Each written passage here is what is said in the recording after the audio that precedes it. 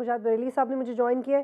سر آپ کو لگتا ہے کہ کراچی میں جو میئر کے الیکشنز ہوئے اور جس طرح کے نتیجے آئے مرتضیٰ وہاب صاحب کے لیے ایک چیلنج ہو سکتا ہے؟ اس سے پہلے ان کے میئر بننے سے پہلے بھی قانون میں تبدیلی کی گئی تھی, انہوں نے کبھی یونین کاؤنسل کا الیکشن نہیں لڑا, وہ کبھی یونین کاؤنسل کے چیئرمین نہیں بنے, اور اب آئندہ 6 ماہ میں وہ کسی یو سی کا انتخاب انہیں لڑنا پڑے گا, اور اس سے پہلے انہوں نے ایکٹیو پالیٹکس بھی نہیں کی گراؤنڈ لیول پہ. تو یہ اور ان کے والدین کی وجہ سے ایک پوزیشن تھی ان کی پارٹی میں, ان کے تعلقات تھے.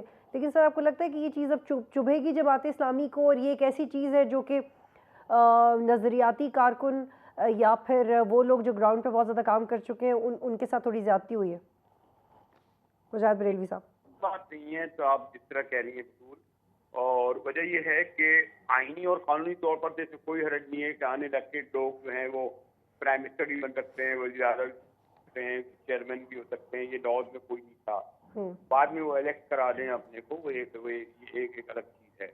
اب جہاں تک چلیے دیکھیں, جہاں تک ہال کے اندر فیئرلی جو ہے وہ جو ہوا اس الیکشن کو ایکسیپٹ کیا آپ نے نعیم صاحب نے, یعنی جو جب 331 ارکان وہاں موجود تھے تو ان میں سے ہاتھ کھڑا کرنا تھا نا 30 تحریک انصاف کو, جن کو میں بڑا خراج تحسین پیش کروں گا, انہوں نے حافظ صاحب کے ساتھ کھڑے ہو گئے, 32 لوگ نہیں آئے. اور اس کا ذمہ دار میں تحریک انصاف کی اس قیادت کو ٹھہراؤں گا. یہ جو گورنر بنے بیٹھے تھے, جو منسٹر بنے تھے, حالانکہ میرے دوست نے نام نہیں چاہتا, یہ زیدی کیا نام ہے, یہ اسماعیل کیا نام ہے پورا اس کا, اور یہ پھر بھاگ گئے. آپ دیکھیں وہ بیچارہ سکھر جیل سے بیماری کے حالت میں شمیم نقوی تک وہاں پہنچ گیا, وہاں پہ اپنے وہاں پر, اور یہ سب لیڈرشپ بھاگ گئی. اس کے بعد آپ یہ توقع رکھنی تھی کہ جو بیچارے لوئر مڈل کلاس کے لانڈی کرنگی لالو کے, آپ تو کراچی کو دیکھا ہوا ہے, یہ ریزسٹ کرتے. اور ہمیں پتا ہے کہ ان 35-36 لوگوں کو وہ جو فارورڈ بلاک سو کالڈ تھا وہ آ گیا, کیوں نہیں آئے؟ تو میں دونوں باتیں کہوں گا, اس 25-36-30-31 لوگوں کو اگر وہ فارورڈ بلاک تھا تو فارورڈ بلاک آ کے پیپل پارٹی کو سپورٹ کرتا. وہ پریس کلب میں آ کے پریس کون سے کہتا کہ عمران اسماعیل کی طرح خدا حافظ عمران خان, خدا حافظ تحریک انصاف, خدا حافظ سیاست. تو اس میں دو پہلو ہیں.